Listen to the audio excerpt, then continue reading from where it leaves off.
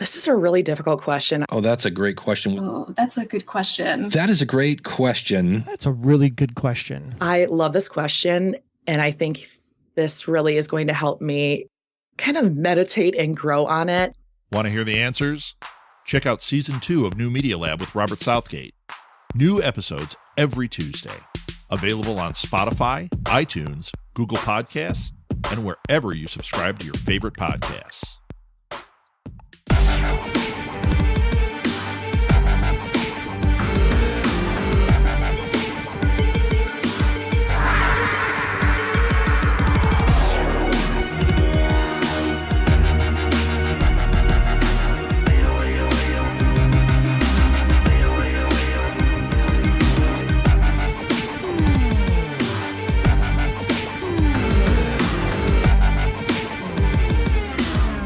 Hey everybody, hello and welcome to Biters.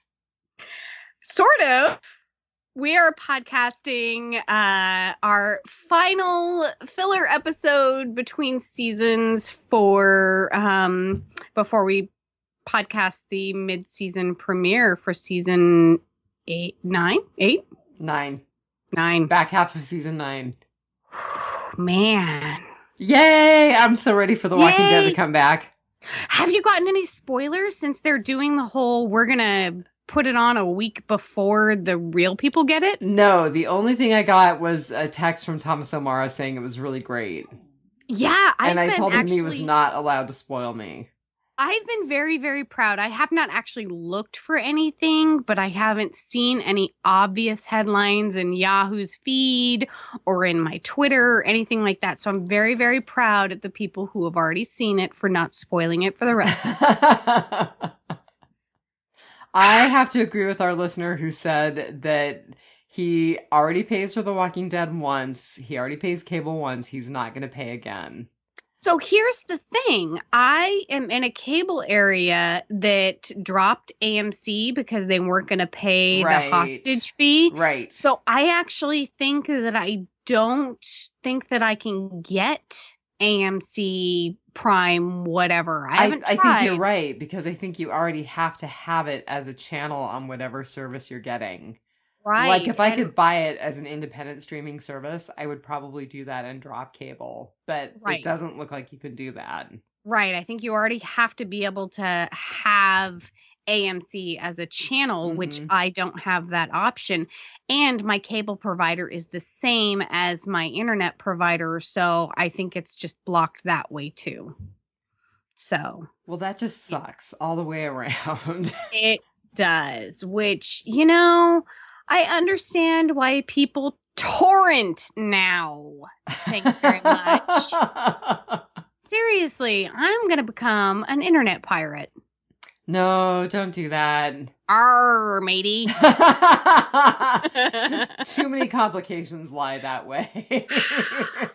Right? But, you know, gotta get my TWD fixed somehow. I know. I'm also thinking about doing it the way you do it, which is getting it through iTunes.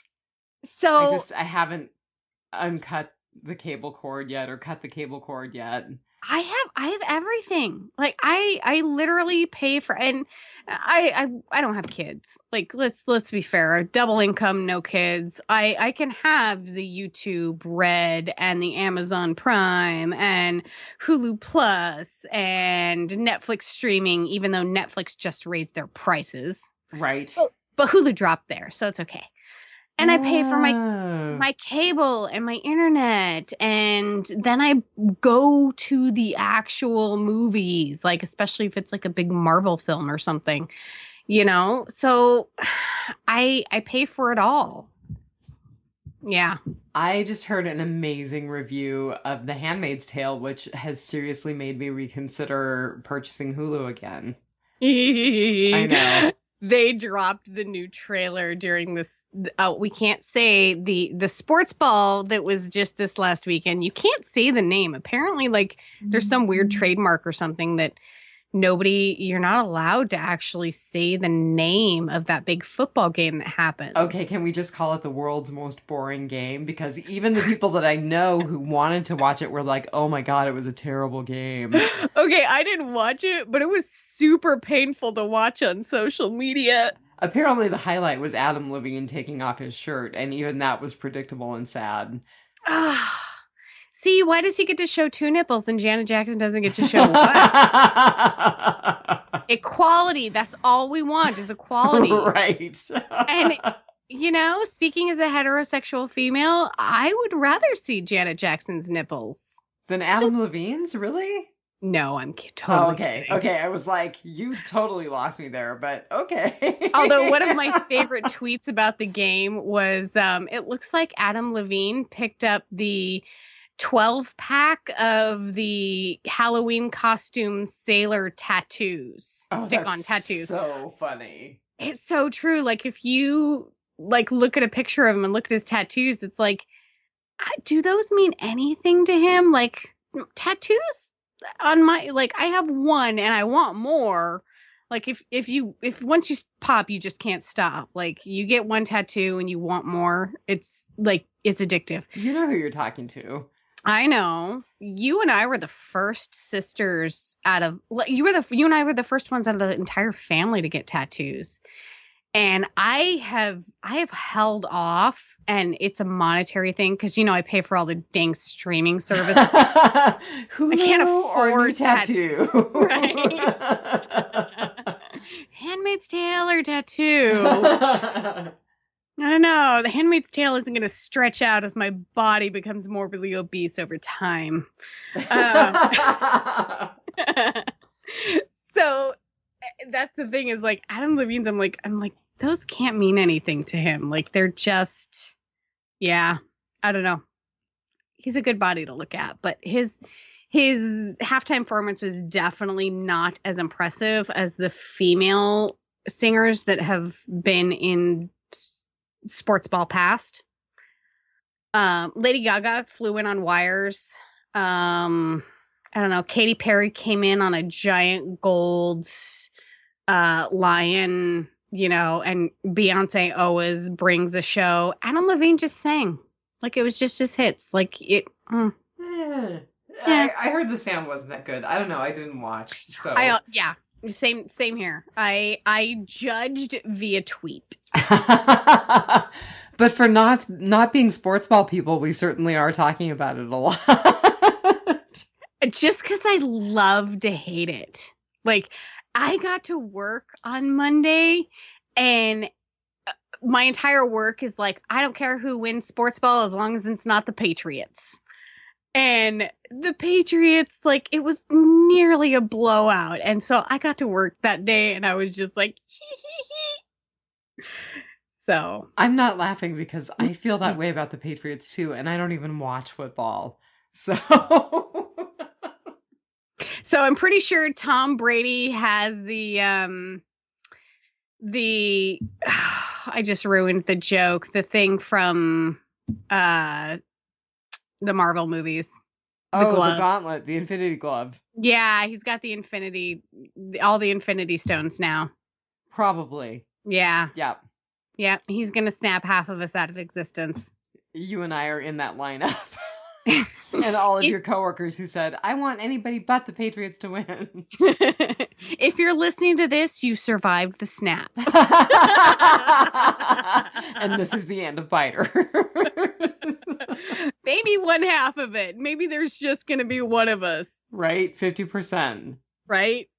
You're the funnier one. He should keep you alive. Diane's all, I don't feel so good. Oh my goodness.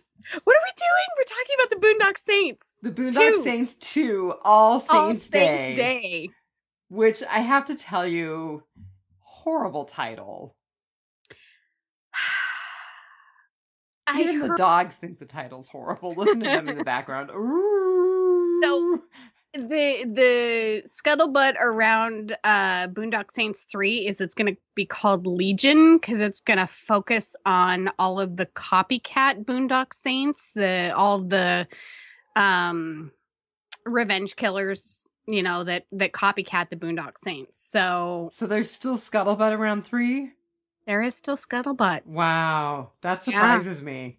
And I honestly think that Norman Reedus would do it if he has the time. By the way, Norman Reedus' Ride premieres this coming weekend on AMC on the same day that Walking Dead comes back. And guess who one of his guests is going to be? Who? Sean Patrick Flannery.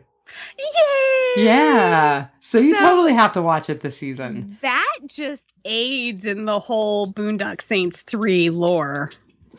We'll have to watch that one and see if they say anything about Boondock Saints. Definitely. So Melissa McBride is one of his guests. Jeffrey Dean Morgan is one of his guests. Austin Emilio, Andy Lincoln. There's going to be a lot of cool people riding motorcycles with Norman Reedus this season.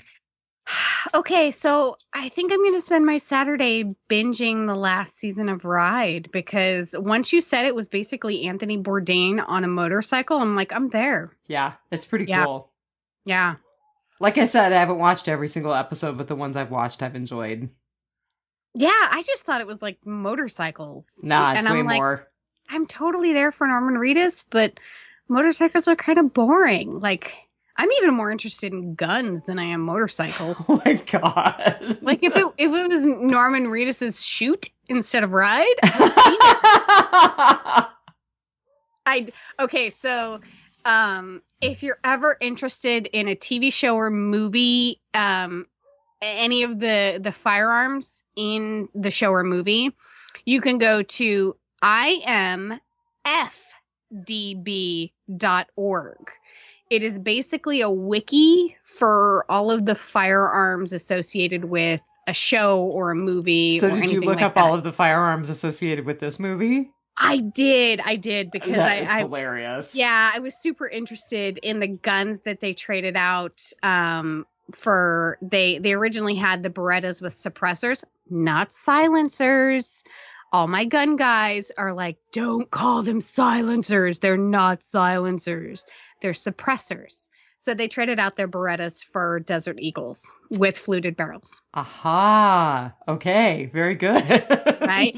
And seriously, go to the Boondock Saints IMFDB, and it lists every single gun that's even in the guy who has the underground gun store. It lists everything that's in his store. It's just, if you're a gun person, it's amazing. Which, by the way, got an upgrade, his store, for this installment of the series. Well, it's part 2. You have to be bigger, badder, with a higher kill count, but less F words. Oh, really? I was wondering, because I have to be honest with you and say that at one point I was like, really? Do people really talk to each other this way? I mean, I have had points in my life where I've cussed like a sailor. I'm kind of out of it now. I think it's because it's Boston Irish, right? And maybe the mob.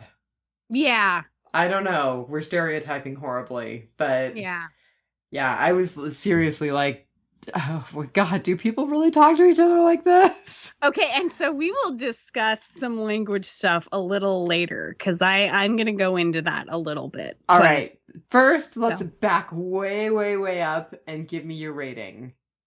So I can't remember what I rated the first one as, because like a sociopath, I didn't take notes. Phil. So I rated this one a 4.4 Sack-O-Matics. That's awesome. So I hope that I rated it about the same as the Boondock Saints 1, because it was really just as fun as the first one. It hit all the good points. It hit all the bad points. I liked it. I liked it just as much, and I hated it just as much. Oh, how for funny. the same reasons. Well, so what was your rating? I liked it more. I really enjoyed it. I gave it a 3.8 out of 5. Ropes again? I did write that down. Oh, and I did not catch that until the second watch. That's so funny. I will confess right now, I did not squeeze in a second watch. So anything I say tonight, any error I make is because I only watched it once. Disclaimer. Well, I literally just got done with my rewatch like 5 minutes before we got on. You texted me that you were ready anytime or something, and I literally was putting my laptop in the office because I just finished watching. So You are such a good podcaster. I try. You know, my audience is important to me. You're funnier than I am. You watch things more than I do. Someone's got to keep this ship running. All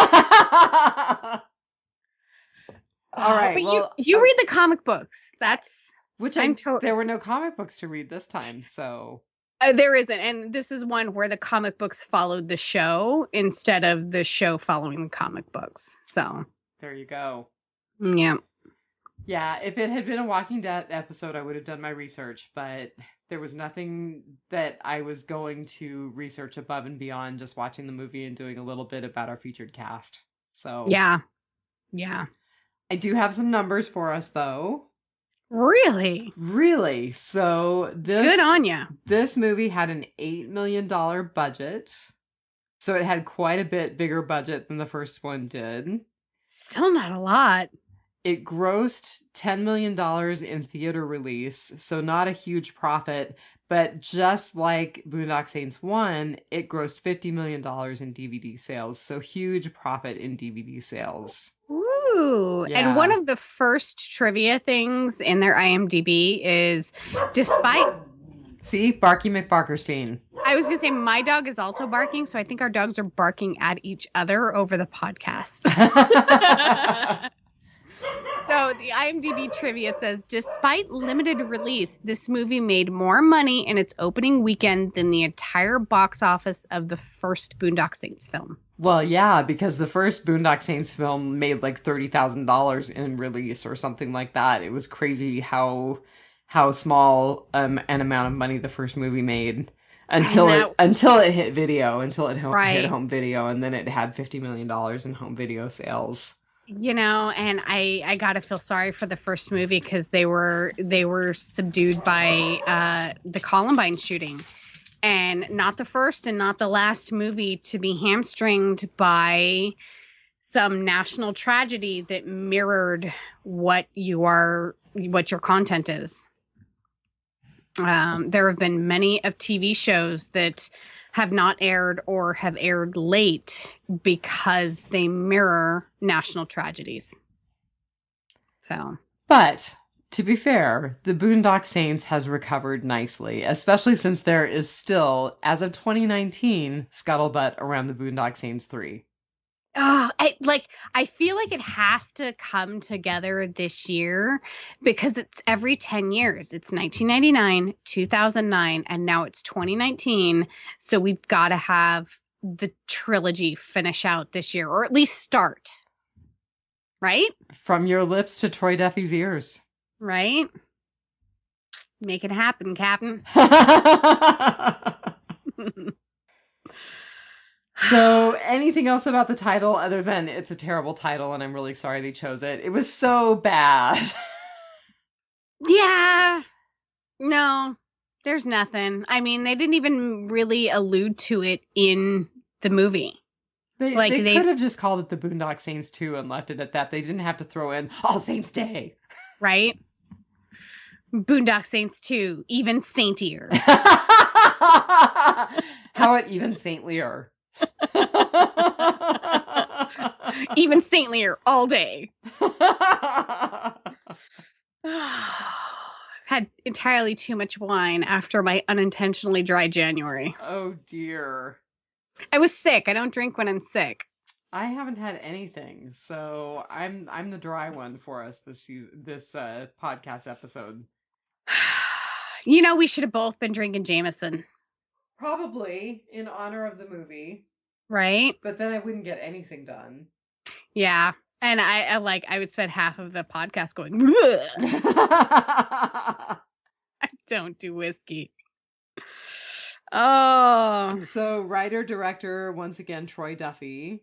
Mm-hmm. I don't really feel like we need to go into that again. Mm-mm. So that kind of brings us to either Whisperer's Corner or our featured cast member. Do you have anything for Whisperer's Corner? I do. I've actually got quite a bit for Whisperer's Corner. Oh. Do you want me to start there? Take it away, Diane. All right. So the news about The Walking Dead. First, on Deadline.com today, they reported that the $300 million lawsuit that Frank Darabont has filed against AMC got a court date and a new judge. Ooh. So jury selection is supposed to start in May of 2020, and the court proceedings are all over profits from the show. He says that he was cheated out of profits from the show. I didn't know that non-criminal stuff had jury trials. I thought it was all just decided by a judge. No, civil trials have juries. Civil, that's the word I was looking for. Yeah. Wow. And get this, same article from Deadline.com. Did you know that Robert Kirkman and Gail Ann Hurd also sued AMC over millions of dollars in profits that they say they didn't get? What? Right? And they're still working for the show. That's cray. So I don't know if they actually sued and won, or if they sued and settled, or if things are still in contention. The article on Deadline.com didn't really cover anything about Kirkman and Gail Ann Hurd other than saying that, but I was like, what? What the what? Like, how do you sue someone and still work for them? #Ox. Apparently you have to be Robert Kirkman. Or Gail Ann Hurd. Or Gail Ann Hurd. I just, that would be super awkward around the water cooler every day. Apparently Wow. not. Wow. So, another article on Deadline.com today said that there is a possible Walking Dead spinoff in the works for Maggie. I am just seeing this. Mm-hmm. So, is Whiskey Cavalier out yet? Whiskey Cavalier premieres on ABC on February 24th. Okay. So it's not out yet. Lauren Cohan, when she was out doing press for Whiskey Cavalier, was this whole idea about a spinoff on Maggie was brought up, and she was like, oh, there have been talks, it's so ambiguous, I'm just kind of waiting to see what happens. And she basically said that she took Whiskey Cavalier because it's an entirely different role than anything she's ever done before, and after playing Maggie for so long, she had to kind of listen to that inner voice that said that it was time to do something different. So, what this is saying to me as a Monday morning quarterback, to follow our sports ball analogies, I was going to say, wah. is that she is not confident in Whiskey Cavalier getting picked up, or at least her role or performance. And I'm not saying that Lauren isn't a great actress. I love her, but maybe she just didn't fit into the role, or she didn't click with the cast, or what. I don't know, the little bit of press that they covered in the articles that I looked at, because the same thing was reported at E! Online. It sounds like she really likes the show, and it sounds like it's kind of full steam ahead. I feel like she's still keeping that TWD option open, and even so far as teasing a spinoff. That's just crazy. I don't think she's teasing a spinoff. They made it kind of sound like she was asked about it, and she was like, well, there have been conversations and it's really ambiguous. So I don't think it was so much her teasing the spinoff as the press kind of pressing her about a spinoff. Is there a spinoff there? I don't feel like there's a Maggie spinoff. Well, so what they're saying is that it could be a whole what is Maggie doing with Georgie, and what Community is that spinoff. Okay, you have me there. And I have to tell you, I'm finally caught up in the volumes of comics. I'm not caught up to the very last single issue that was published, but I'm caught up in terms of the volumes, the collected volumes that have been published. Right. Finally made it to the Commonwealth. I'm not convinced that Georgie is from the Commonwealth. Really? Really, I'm not. Unless they present the Commonwealth in a really different way, I'm not convinced that that's the community that she's from. which is not entirely impossible because they've muddled storylines before. Sure. Like, I think they're gonna give Henry a lot of Carl's old storylines. So, yeah, and I kind of think that, you know, either Enid or Tara or both are gonna pick up a lot of the Maggie storyline. So it wouldn't shock me to have them muddle some Commonwealth storylines. It's just that the picture that Georgie presents, and granted, we're getting just a little glimpse, but it's very different than the picture of the Commonwealth that's painted in the comic books. Okay. Maybe she's a satellite outpost of the Commonwealth? I don't know. We'll see. I don't know. There's also an article at collider.com. So The Walking Dead has been renewed for season 10. Season 10! Surprise, surprise. Right. But Denai Guerrera is still negotiating with AMC, so there's a possibility that Michonne may not come back. I see that. And you know, we have lost a lot of big characters, not just like lose them to death or faked death, as far as I'm concerned. Right.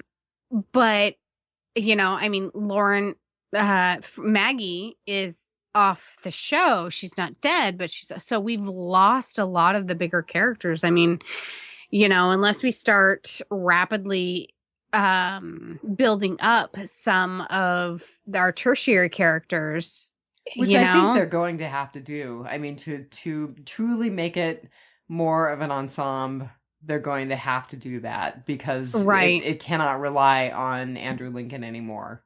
Right. And I think they're really trying to do that. They're really trying to make it an ensemble cast. You got to give Norman Reedus some more speaking lines. I mean, we got a lot last year. Thank you very much. But, you know, maybe you got to put him in charge of someplace. Hey, I think he said dog more in the first half of the season than he spoke anything for about 3 seasons. So, right. Give that poor dog a name. So my final piece of news for Whisperer's Corner is that at comicbook.com, it's confirmed that Chandler Riggs is in a show called A Million Little Things. Really? That show is also on ABC, and right now he's only signed for 2 episodes, but there's some conversation that potentially it could be more than just a 2-episode arc. There's not really any solid answer as to how much of an arc he's got. I watch A Million Little Things. I'm current up until this last episode. So I have to tell you, I really love this show. However, it deals with some very delicate content. I mean, we start off the first show with one of the characters committing suicide and one of the other characters getting interrupted committing suicide. So it is a very, very serious content show. So it is definitely not for everybody. You have to be in the mood to watch it. But it's kind of a 30-somethings, but people dealing with really crappy life stuff. Like one of the characters it's a male recovering from breast cancer, which men get breast cancer too. You know, that's a whole storyline with him as people find out he's, you know, recovering from breast cancer. It's like, yeah, guys get it too. We have breasts, you know. And he meets somebody in his breast cancer survivor group, and she is also recovering from breast cancer, of course. And they have some serious stuff. And right now she's going through this thing where her cancer came back and she's not sure if she wants to go through treatment again. And it's just, one of the husbands was having an affair with the wife of the guy who committed suicide. I mean, it is some very, very serious and deep life stuff. So it is definitely not like The Big Bang Theory. There's funny moments, but it is definitely a very serious show. And if Chandler Riggs is going to be on that, more power to him. I would love to see him on the show. The show is great, but I can understand if there's a lot of people, and I hate this word, But if there's a lot of people who are triggered by the content of the show that they cannot watch it, I totally understand, because it's some pretty serious stuff. Huh. Yeah. So I don't know where Chandler Riggs is going to fit into a role there, given his age, but maybe he's going to come in as like somebody's long lost love child or something. I don't know. So hold on. But I would absolutely love to see Chandler Riggs on the show. He's a great actor, and I think that he would fit into the cast well if they can figure out a part for him in the show. I would love to see him there. So what do they say? He will cross paths with cast member Romany Malco's character Rome.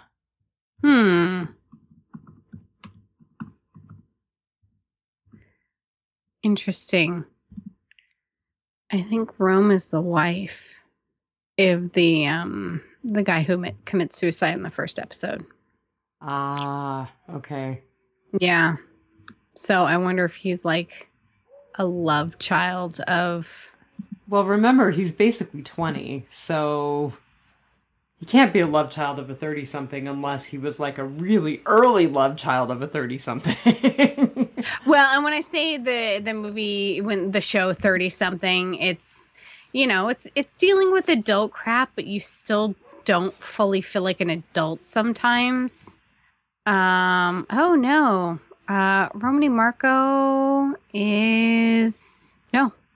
He is the black friend, so unless there's a... Yeah. Interesting. Romany, and this isn't a spoiler alert, it happens like within the first like 10 or 20 minutes of the first episode. Rome Howard, whose real name in real life, the actor Romany Malco, he is the other friend that is actively committing suicide when he gets the call that his friend just committed suicide. And he aborts his attempt. So yeah, his might have something to do with him finally seeking treatment and counseling for his anxiety and depression. So yeah, it's all right. It's a super interesting show. A Million Little Things is a super interesting show. I highly recommend it, but I do have a trigger warning. It deals with some very, very serious and dark stuff. So if you're into it, you're still going to have to be in a mood to watch it. It's not going to be like, I want to watch something funny or like something that will get me out of my head, like Doctor Who. Or no, this is like, yeah, this is life crap that we all deal with at our ages at this point. That we do podcasts, so we don't have to talk about all the serious crap. I was going to say, it sounds like it's probably not a series that I'll be watching. Yeah, no, like I said, I love it. I would recommend it, but it is definitely not for everybody. Which, by the way, back to Whiskey Cavalier real quick, Lauren Cohan was also saying that it's light and it's a comedy, but it's got a lot of heart, and that's something that really appealed to her about that role. So, who else is in Whiskey Cavalier? I forget. The kid who played Noah. Yeah. I know who you're talking about. God dang it. Something Tyler Williams. Oh, that's so funny. I put you on the spot. You did put me on the spot. I'm finding it. Because I have this weird, and I judge this solely based on the name of the show and the little bits that I've read about the show, but I feel like it's like Castle with Nathan Fillion. Tyler James Williams. Huh. See, I'm clicking on it trying to get it to open, and it's opening a new tab. So I have 5 tabs now that say Whiskey Cavalier. Oh, it's just got Lauren Hand and Scott Foley as the stars up front. But yeah, like every time I look at it, I think of the show Castle with Nathan Fillion. I wonder why. Yeah, I don't know. Just because it looks like kind of a fun buddy cop, but buddy cop who have like sexual tension kind of show. The other thing that Lauren Cohan said is that her character is a girly girl and she's not a girly girl in real life, so it's kind of a stretch for her that way. Oh, that I can get behind. I'm not a girly girl in real life. Well, speaking of girly girls, let's talk about a girly girl. Julie Benz. Julie Benz. She is our featured cast member this week. Ugh. Also I known love as her. Special Agent Eunice Bloom. Yes. And make sure you say special. Agent. Yeah. Because it makes her feel special. That's right. So I absolutely love Julie Benz. So who Julie Benz represents to me is Darla from Angel. And who did she represent for you? So she totally is best known to me as Rita from Dexter. Dexter's one-time girlfriend, fiance, and eventually wife. Oh, I love both of those shows. So she had been on other shows previously. She had an originally uncredited role in a show called Two Evil Eyes in 1990. And then she had a reoccurring role on a short-lived show called Hi, Honey, I'm Home. And then she was in Married with Children, Hang Time, The Barefoot Executive, High Tide, Step by Step, Empire, blah, blah, blah. She has was like a whole 89 actress credits. Right. But for me, she broke in to being a legit paid actress with an agent and a lawyer and all this kind of stuff in my favorite show, Buffy the Vampire Slayer. And it doesn't even seem like it. She was only in 6 episodes out of 5 years. I saw that. The way that you had talked about her, I kind of expected her to have a bigger role.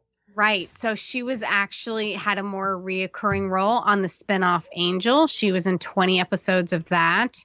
And spoiler alert, if not watched either show, but you plan to, her character Darla dies a lot in both shows. She actually says that in a quote on her IMDb page. Yeah. So you know how when a character, like a big cast member dies on a show and like the whole cast comes out and you have a big dinner and you do something ceremonious, like on Sons of Anarchy, they would like cut the person's ponytail off or whatever.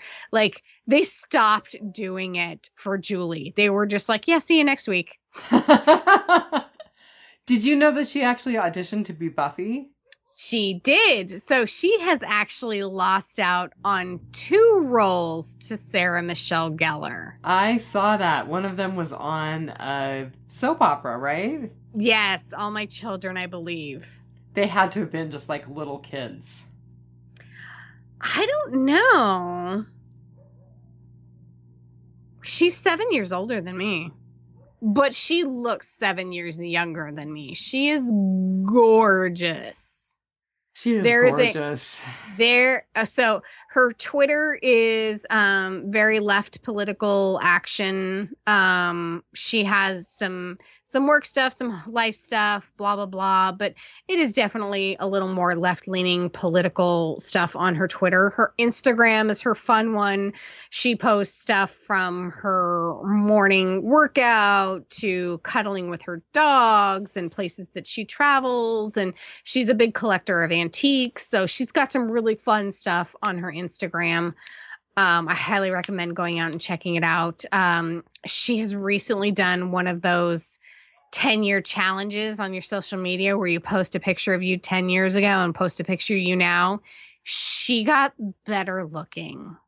So I'm pretty convinced that she is actually a vampire and the blood of the young. Like, the woman is gorgeous. She posted this video of her working out in the mornings, and she's obviously in a big class in a big room, and there's everybody else, and it's I kind of want to say it's like kind of line dancing, working out. It's like a cardio warm-up thing, but it's very rhythmic and nothing that I could ever do in my life because I have 0 rhythm.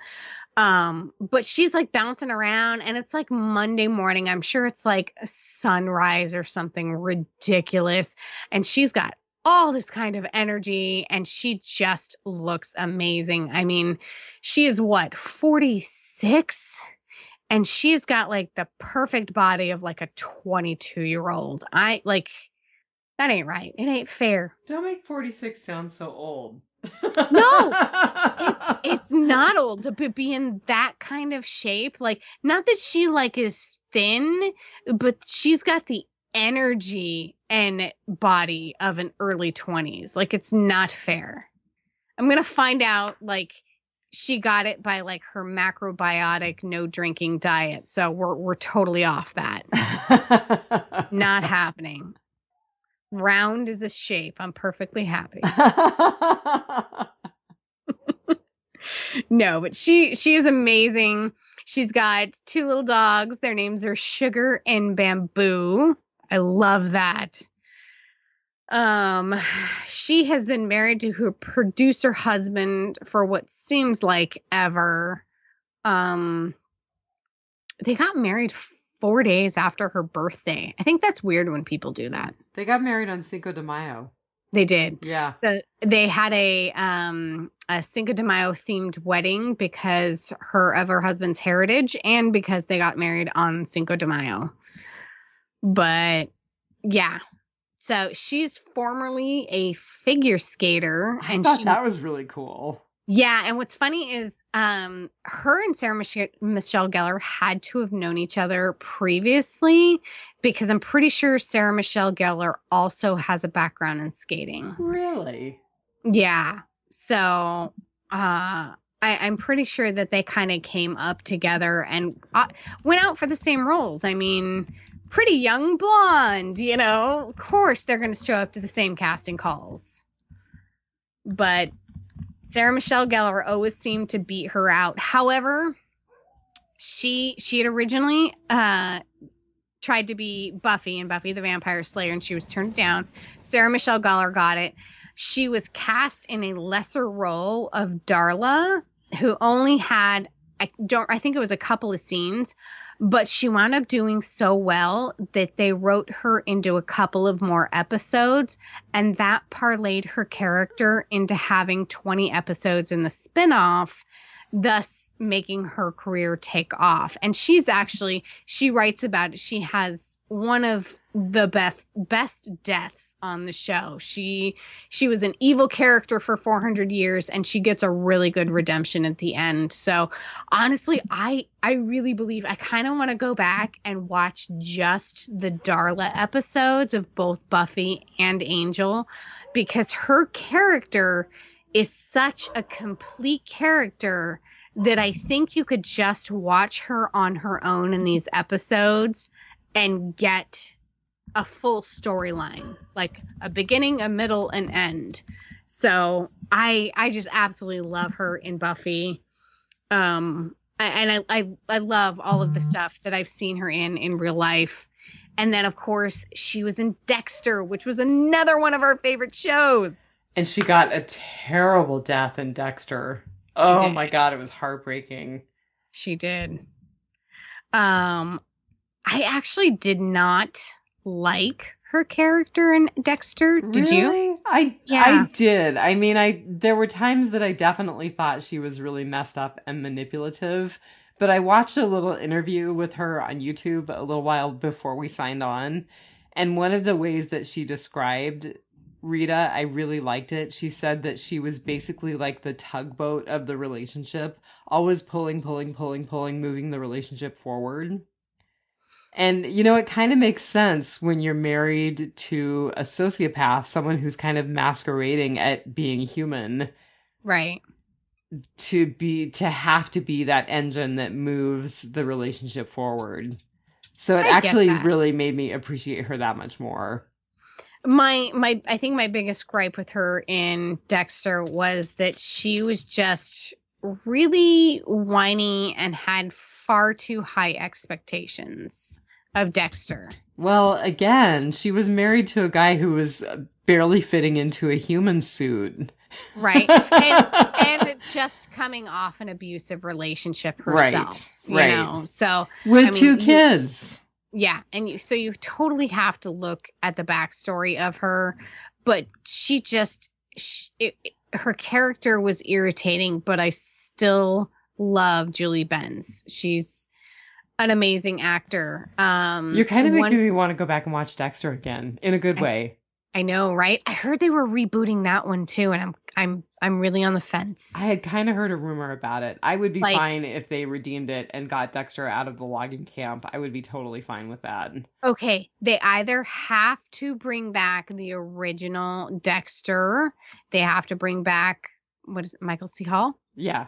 Yeah, they either have to bring him back, or he has to mentor a new guy for like the first 5 episodes, and then we do a spinoff. Like, we don't like rehash the Dexter with a new guy.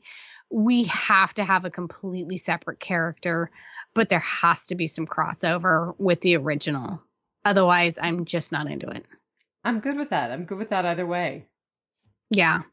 I would actually really, really, really love to have him back as Dexter, though. That would be great. I also loved him as David Fisher in 6 Feet Under, so that was I forgot he was in that. Oh god, that was a phenomenal show. I may have to go back and binge watch the both of those because it's been so long.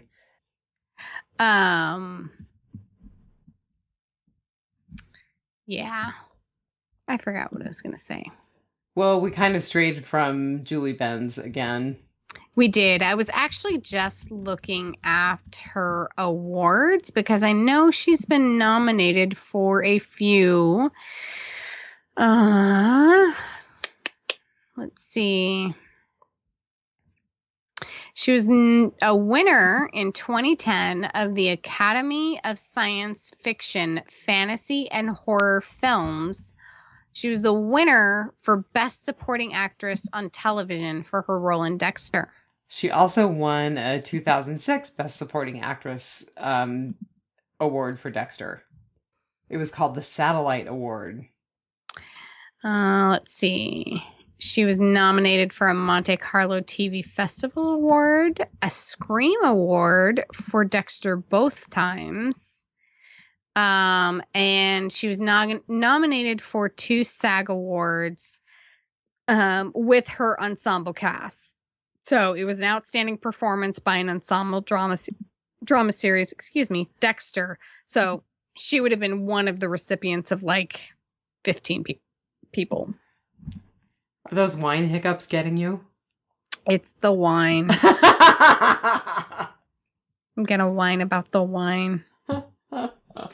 So one of the other TV shows that I loved her in, I have only been through the first two seasons, and then I fell behind, and it just keeps getting bumped further down on the list to watch, is a TV show called Defiance.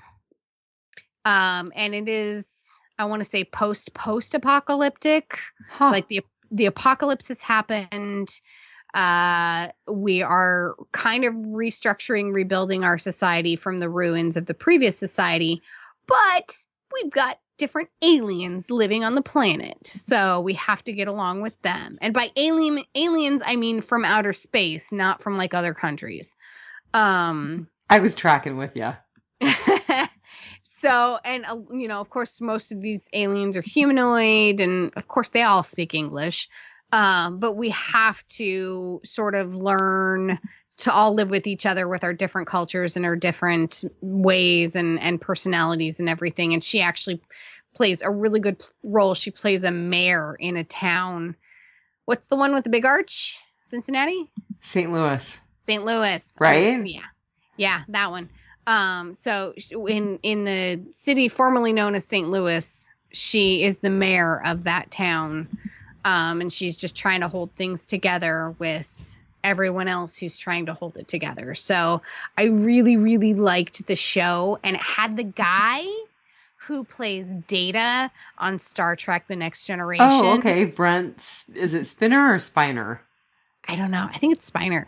But you would never recognize him except for his voice. Like, you have to shut your eyes and be like, oh my God, that's Data. Yeah. So if you're a fan of that, I highly recommend it. What else? She's been on episodes of Law and Order. She's had an episode of Law and Order. Yes, in fact, she has. Dun dun. In 2007. Yep. She has. She's had a couple of episodes of CSI and CSI Miami. And she was in the 2000 Rambo. Like Rambo with Sylvester Stallone. But it was the 2008 one. So like some remake of Rambo. Yeah, but or Sylvester Stallone was still in it. Some reboot of Rambo. Yeah, some exactly. sequel to Rambo. That's the word I was looking for. Sequel. Yeah. Yeah, because we can't make anything original in society anymore. We just have to rehash the stuff from our past. Let's see. She was in one of the Saw movies. I saw the first one. I have not seen the subsequent ones because I am not a fan of torture porn. But our other star, Sean Patrick Flannery. Uh-huh. He was also in a Saw movie. Oh, I didn't know that. Yep. And she was in Punisher Warzone. So that was the sequel to the movie Punisher, but it didn't have the original guy, so really nobody saw it. Yeah, unfortunately. She was on a whole bunch of episodes of Desperate Housewives, which I did not know that. I think I probably would have watched those episodes had I known that up front. What else? Hawaii Five-0, Training Day. And she's got a couple of things that are completed and in post-productions. Yeah. So I think it's the Lifetime Original Network has been very big into making VC Andrew books into movies. And so people will recognize VC Andrew books as there was one made in the 80s, Flowers in the Attic. Mm-hmm. Well, they just remade Flowers in the Attic for they made it current and put a couple of, higher name stars in it.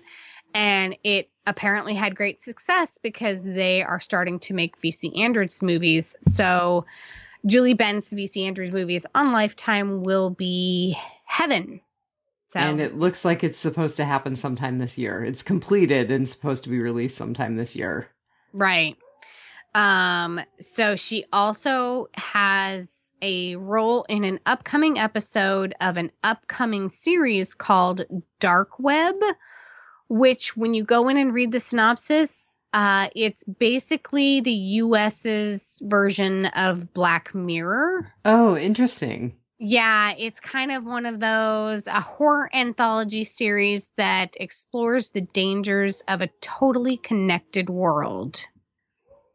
Because it's true, like, I was just griping on the Walking Dead Our World game the other day that I didn't have a certain perk card that I should have had by the level that I was. And gee, wouldn't you know, all of a sudden, I got the perk card. Like, I'm a level 18. I had level 10 to 13 people in my group who had that perk card. And honey, I have had that perk card forever. Right? I messaged the devs. I messaged the game developers and I was like, so is my account glitched or what's going on? Why don't I have this perk card? And they're like, oh, no, we've checked and your account's not glitched. It's a really hard card to get. Keep trying. Like 2 days later, it drops. I'm like, my account wasn't glitched. Whatever. Totally gave me the perk card because I complained about it in group. So, yeah, Siri's listening to you. Your Google Assistant's going to rat you out. Hey, there was just a kid the other day that got arrested because he told Siri he was going to go shoot up his school. Don't tell Siri that. Siri doesn't need to have that in her head. Like, that's just rude. I think it's actually cool that Siri ratted him out. I think that's a good thing. Me too. I'm just like, you're dumb enough to, like, brag about your crimes to your Alexa. Yeah, no. Amazon's not going to order you more ammo. It's going to turn you into the FBI. So I'm really interested in seeing that. It looks like she's just got one episode of Dark Web, but because it's kind of Black Mirror style, it's right up my alley in that the apocalypse is coming and we're paying for a subscription to it. Too funny. Right? That's funny. Exactly how it's going to happen. Like we're paying for our own personal tracking devices for the NSA to keep tabs on all of us. And I'm totally okay with that. Says the woman with every possible streaming account out there.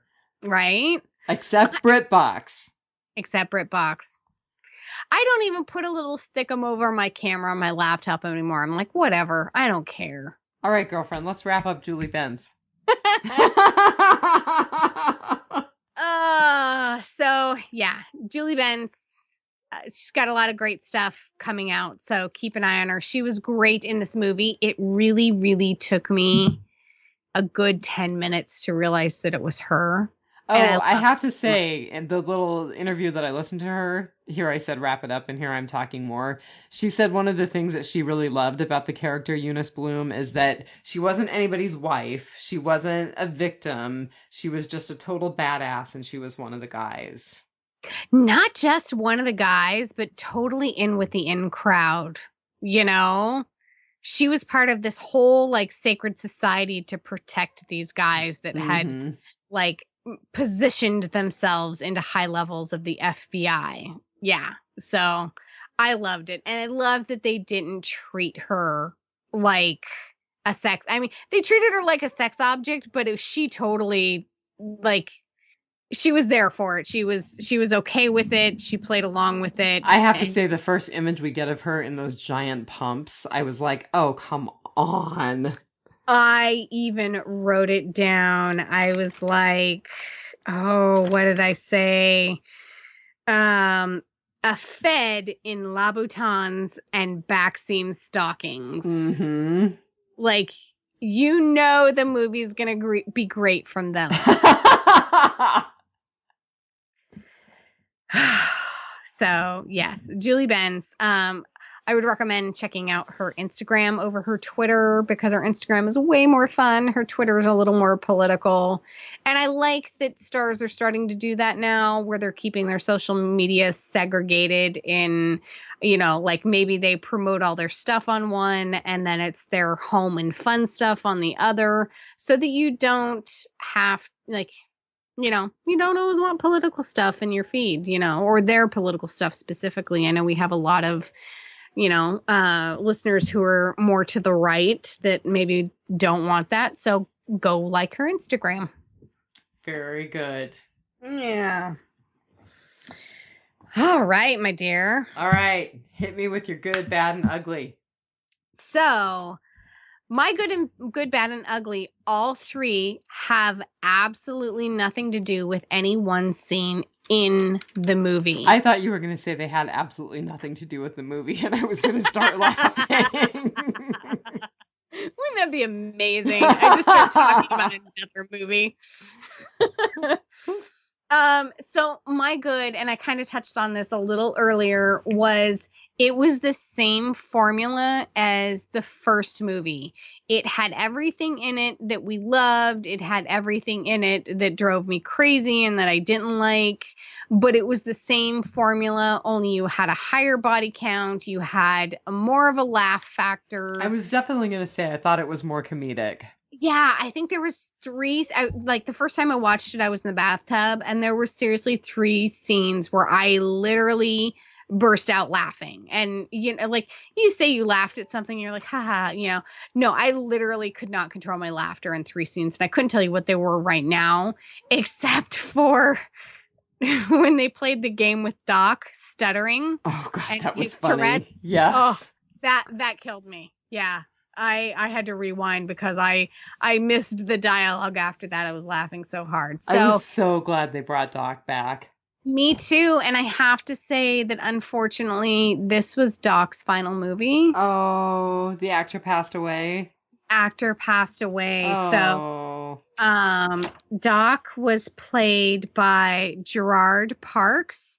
and he died October 19th in 2014 at the ripe old age of 90. Wow, good for him. Yes.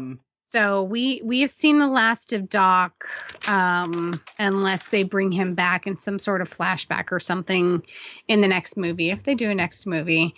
But this literally was his last movie. His IMDb credits end with Boondock Saints II. So, 90 and you're still whooping it up with the young guys. Not much better ways to go out. Yeah.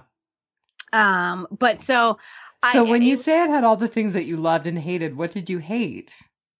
The overacting by the tertiary characters, like a little too over the top. You could tell it had a lower budget and everyone sort of overacted their scenes or were a little too dramatic. And so it was a little everything else felt like an A film. And all the tertiary characters, the mafia guys and the police guys and stuff, all of their scenes seemed like it was like shot by a different crew. It was the B crew, everything with Now, isn't that funny? Because I was thinking like the stuff with Julie Benz, you could say was really overacted. Oh, but hers, I think, was intentionally overacted because she was channeling Smecker. She was totally channeling Smecker. I agree. Yeah. I agree 100%. Yeah. And so I absolutely, the good for me was it was the same formula. It was everything that I loved, only it was funnier. It was faster. It was more comedic, and I mean, even the bad stuff that I didn't like, it was good because it fit into the same formula. And, it's never going to be a blockbuster movie, but it's definitely going to take you on a fun ride. Like I said, I enjoyed it more than I enjoyed the first one. So yeah, I was actually dreading watching it because it had a 23% rating on Rotten Tomatoes and it had terrible critical reception. And I was dreading watching it. Critics know. And I was so glad that they were wrong because I enjoyed it very much. Good. So what was your good? So my good was the new sidekick. I thought Romeo was hilarious. Okay. And I actually thought that he was funnier than Rocco. Okay, so we talked about this in the first movie, that the scene was actually written for David Rocco. So the scenes for the new guy, I forget his name already. Romeo, were actually written with him in mind. Oh, good. They did a great job writing for him. Yes. So they had their cast in mind aside from the main characters when they wrote this movie, and they wrote it for basically these movies were written for their sidekicks. It's great. So I have to tell you, the scene where he's holding the janitor hostage, trying to get the janitor to come up with a good tagline for him, that was hilarious. I love that he's ripping the tape off really slowly. Right. I can literally feel that guy's pain on his lips. Yes. Awful. Yeah. And I love that he got a second shot at his big entrance. Yes. Yeah, they sort of rewound time for that. That was fun. And then the Saints were like, okay, yeah. Yeah. Ding dong, mofos. Ding dong. Yeah. Oh, and that tiny little gun that they gave him in the beginning. It's kind of like the noisy cricket from Men in Black. It is. I didn't think of that. I'm just thinking, geez, my Kimber is bigger than that. I carry my Kimber in my pocket. Oh, so funny. Yeah, so he was my good. Yeah, I'm really glad they had an interesting sidekick. And I love that they introduced him to Doc. This is our Mexican. Yes. Like, oh my God. Yes, at the risk of offending people, it was their Donald Trump moment. This is our Mexican. Oh God, really? Did they just say that? totally said that. Oh, yeah. All right, so what was your bad? Okay. So my bad, and I said that we would get to this, is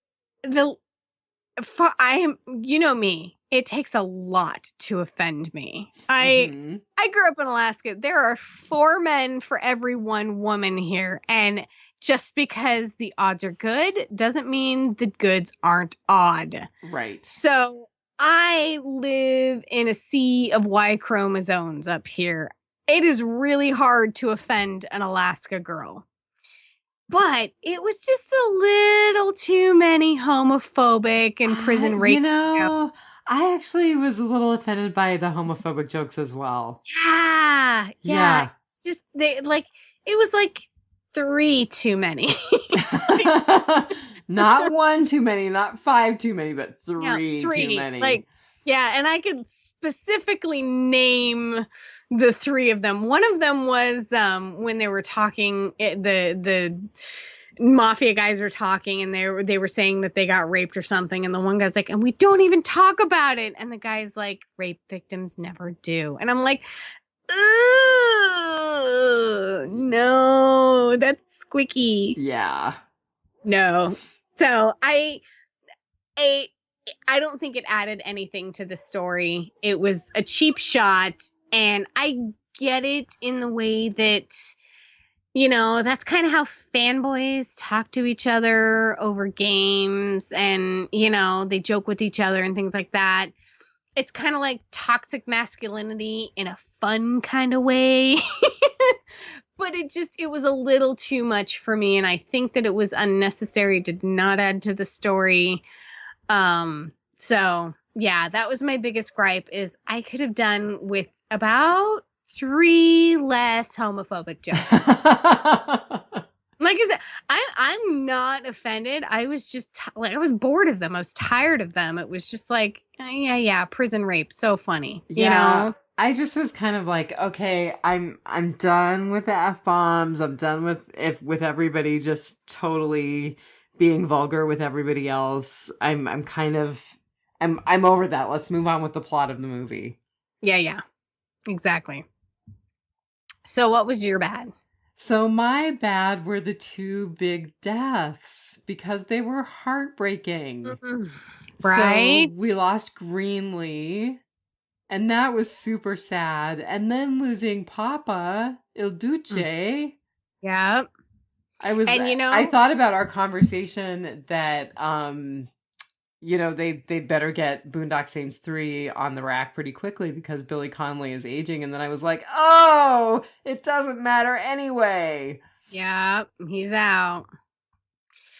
You know, and so that's actually, it's part of my ugly is we got a ton of backstory on Il Duce, which is funny because they didn't say Il Duce in the show at all. You're right. They called him Papa the whole time. Yep. So I kind of feel like even though they had a lot of his backstory, it didn't pop for me. Like honestly, I wouldn't have made it to our 8 p.m. deadline for podcasting had I not fast forwarded through a lot of the scenes. And really? I fast forwarded through those scenes because I didn't find them as interesting as I feel that I should have or that I could have. And it's not that they were glossed over. They spent plenty of time with it. It didn't click in there. I feel like maybe they needed to focus more on that than building up this is how the mafiosos are rising to power again. It's through the son of the guy that they executed, blah, blah, blah. And there was too much going on, and I would have really, really liked to have focused on, especially since they were killing him.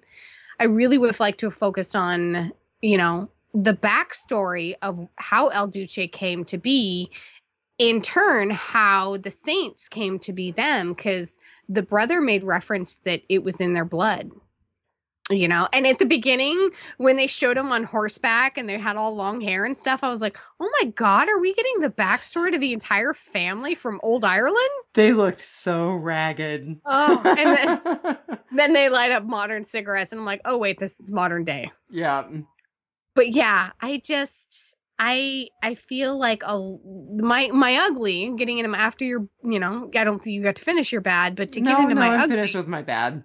is I felt like a lot of storyline was just lost because this was bigger and badder and had more guns and a higher body count and was totally funnier and introducing characters while bringing back old characters. I was glad to see Rocco and Skippy. Yes. Skippy the cat who died. Right. I figured that was the cat who died. I totally thought that was the cat who died. Okay, that makes me feel better. Yep. But I think that, I would have to go back and watch 3 or 4 times to really get all of the nuances of what the story that they were trying to tell.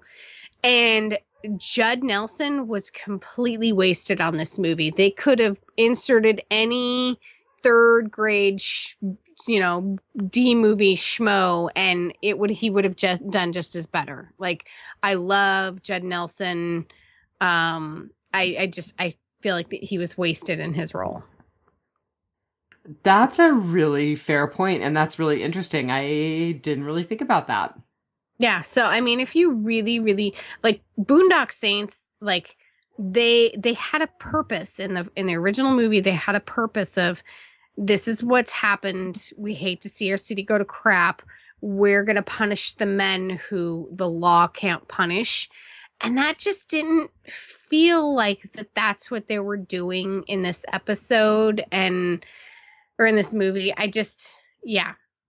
Too much storyline was lost in the shoot 'em up bang of a part 2. You know what's really funny? So my ugly, which was a good ugly, was that I really loved that the twist was that all of this came about because the old man was trying to get Il Duce out of hiding. And he had put him there, and because he put him in prison, he lost his power, and now he had to pull him back out to regain his power. I really enjoyed that twist. I thought it was really cool because all along I was bought into the storyline that they were just trying to bring the Saints back so that the little Iacovetti or Iacovetta could get revenge on them. Right. And why do they have to make him short? Short people are angry. I'm 5 foot. I am as happy as a clam. Yeah.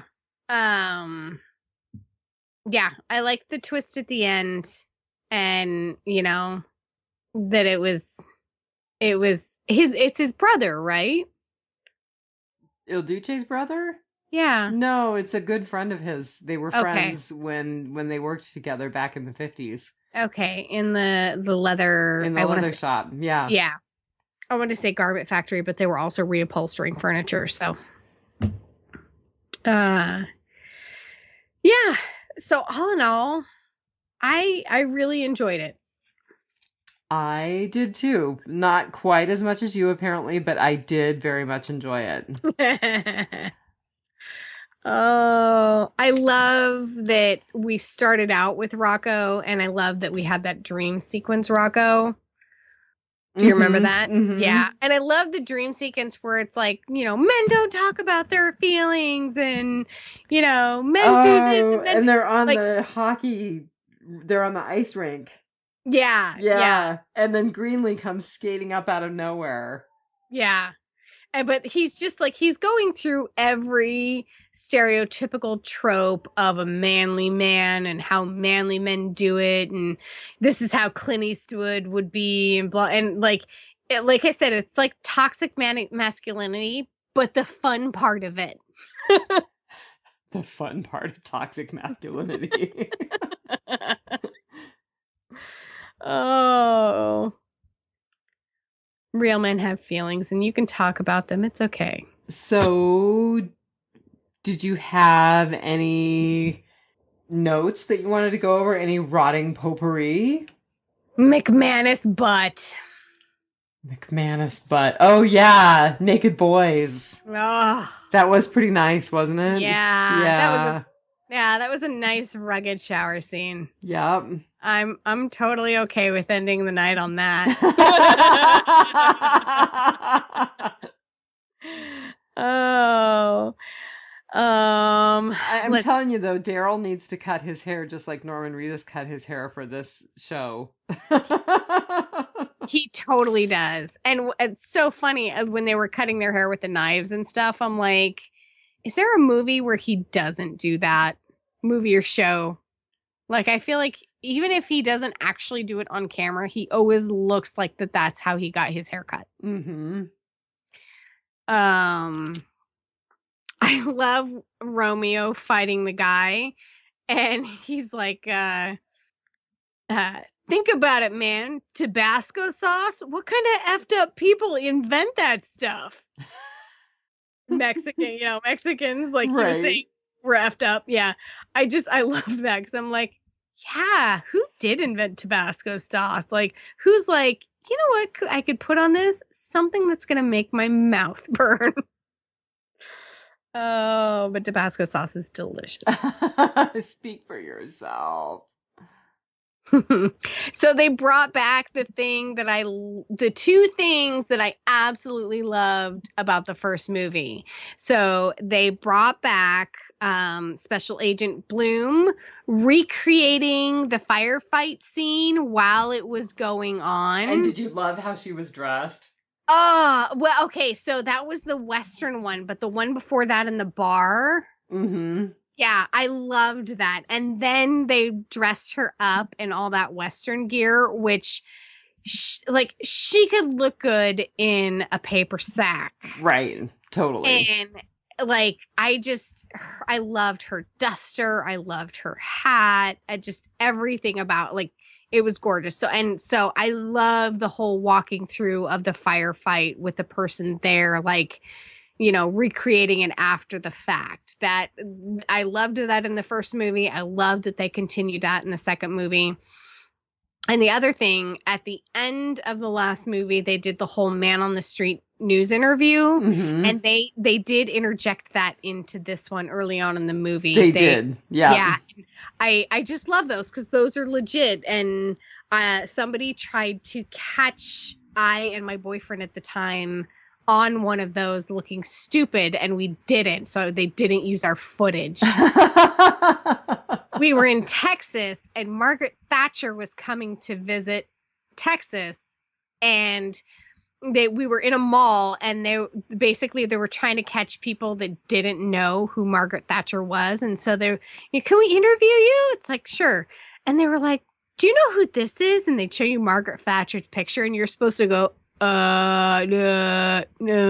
Barbara Bush. You're supposed to say something stupid, and they'll put it on the air. And we're like, yeah, it's Margaret Thatcher. They were like, oh, thanks. That's hilarious. So I love the man on the street interview. So did you notice that when Eunice Bloom was going through each of the crime scenes, she had her earbuds in just like Smecker did? Yes, I did. And I loved the other guy, I can't remember his name, who had put his headphones in and was trying to kind of do the same thing, but he was listening to Night Ranger. Right. It was Greenlee. Yeah. Yeah. And he was singing the wrong words to Sister Christian. It was totally hilarious. Something that rhymes with light. Oh, that was so great. That was another laugh out loud moment. Yeah. Oh, I loved it. And then when the guys were on the ship coming to the US, and Norman Reedus was doing Sean Patrick's back tattoo. Oh, his tattoo. Yeah. Like prison style.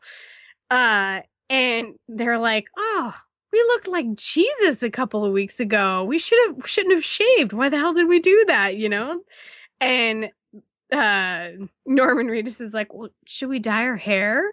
And Sean's like, What do you mean? Like blonde? Stay golden, pony boy. I loved that. They teased each other like brothers would throughout the entire show. And I absolutely love that. Yeah. So it sounds like overall our recommendation is watch this movie. Yes, if you loved the first movie, if you liked the first movie. If you liked the first movie. You don't even have to love the first movie. You don't have to love the first movie. Yeah.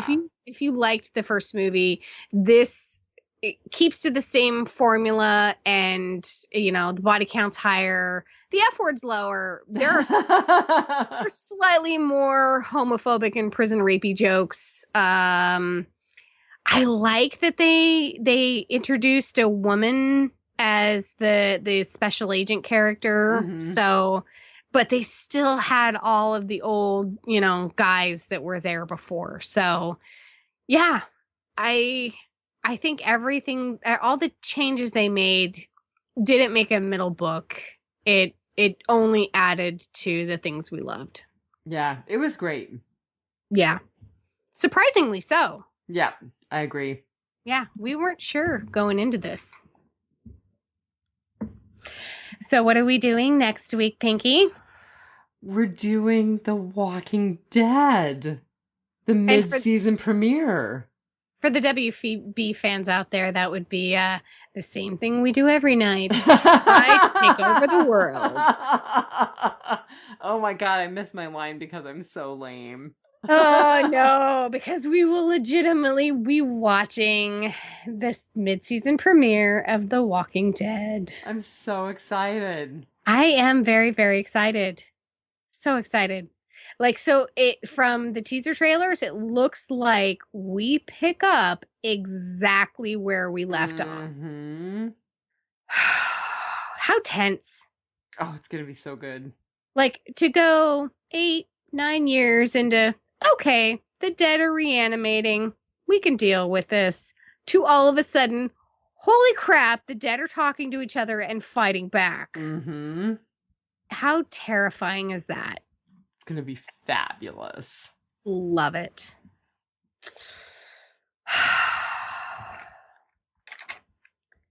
So, Solange. I am not even going to try that. You must have just finished off your last glass of wine. So that's what the toast that Rocco did with the guys with Solange, which is it's to your health. Yeah, Gaelic for good health. Yeah.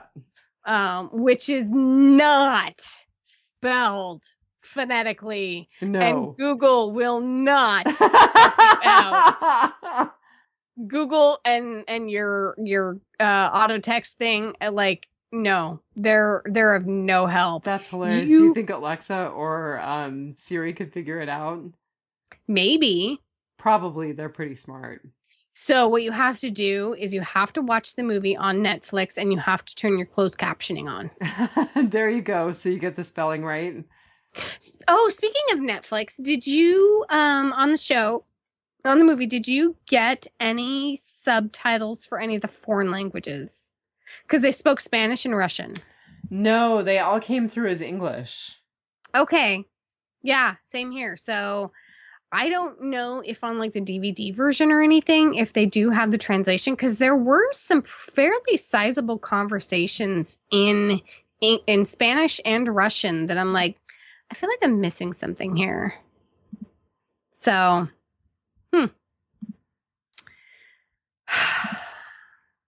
So yeah, if you didn't watch them on Netflix, I don't think we got the whole story. I didn't get this one on Netflix. I had to pay for it on Amazon. What? Yeah. And so you didn't get so there must not be subtitles for the foreign language stuff. Did you find Boondock Saints 2 on Netflix? Yes. You mean I paid for this movie? It's okay. In one way or another, you pay for all the movies. Seriously, Solaris, I want my 2 hours back. Never seen it, not planning on it after that review. No. So I fell asleep. Like, the only movie I have ever fallen asleep to in a theater, because sleeping in public just isn't something women do, is Solaris. And then trying to watch it at home, I was like, I'm sure something interesting is going to happen. For the entire 2 hours, I'm sure something interesting is going to happen. Nothing interesting ever happened. It was awful. Solaris, George Clooney, I want my 2 hours back. I'll take monetary payment too. Compensation. Or trade. He's a married man now. Nah. Not picky. Oh. So next week we will be back on TWD. People will start listening to the show again. You know, you never know. There have been a handful of people who have listened to the show while we've been doing this. Hi, Phil. Hello. Hi, Diane. Hello.